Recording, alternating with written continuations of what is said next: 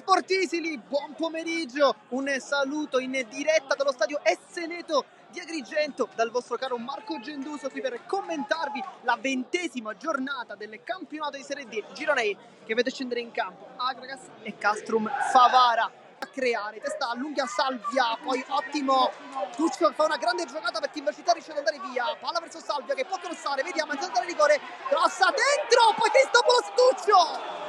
E qui Scoffia mette tutti d'accordo. Era lontano, infatti si cerca un rilancio in avanti verso Cristoforos che era meglio, può calciare da fuori. Troppo però. Addirittura palla in rimessa laterale, se non abbia visto male. La nostra intro che è una squadra di casa per i punti raccolti al momento. Prova a girarsi, nel frattempo Tuccio lo fa molto bene con Scoffia che risponde in spaccata.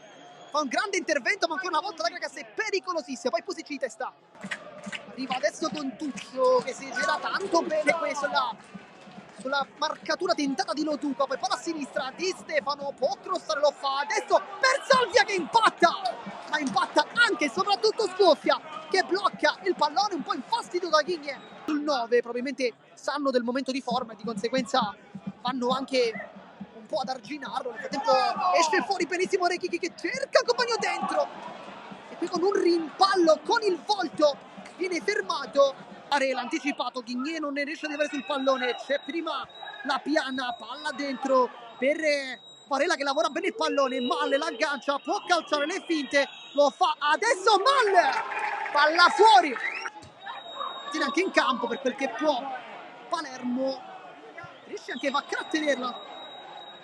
Varela, la Piana, si continua, può calciare con potenza, Dregan la blocca, cambia gioco brillantemente le parti di Stefano, testa anticipato Loduca, poi Lofaso vuole il destro, lo cerca, lo trova destro Lofaso, con Scoffia che para, nell'Akragas che vuole spingere i propri beniamini qui a trovare il gol, dato vicinissimo Lofaso, Tuccio crossa dentro per Ghigne, la girata è stata sicuramente buona nei tempi, un po' meno nella precisione, però un pallone precisissimo per la Piana che lo lascia sbattere a terra. La Piana la controlla, si cerca con la sua tecnica una delle sue giocate, palletto Varela di testa e non bisogna mai lasciare l'attaccante libero.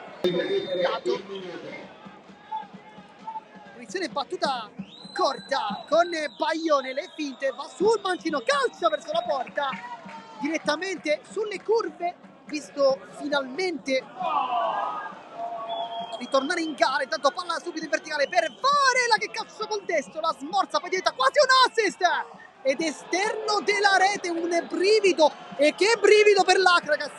La Piana ancora, che giocata, libera Baglione, palla in verticale per Varela in fuorigioco, infatti lo sa, si ferma sul sinistro, traversone di Di Stefano, testa di Baglione, rimane Varela dritto tra le braccia però di Dregan.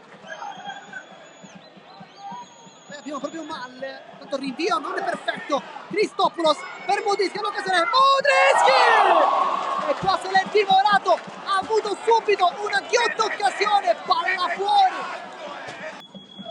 Baglione si gira con l'esterno, grande palla, intento da rigore, può calciare Stinchenko, palla fuori, non di molto, però Stinchenko da quando è entrato ha fatto vedere che su quella fascia si può attaccare e lo stiamo guadagnando qualche secondo di troppo quando già siamo al minuto 90, qualcosa di più in realtà. Batte adesso, allontana Modric di testa, nel frattempo abbiamo anche, ed è calcio di rigore e cartellino rosso e calcio di rigore, fallo di De Marino e rimane in 10 uomini.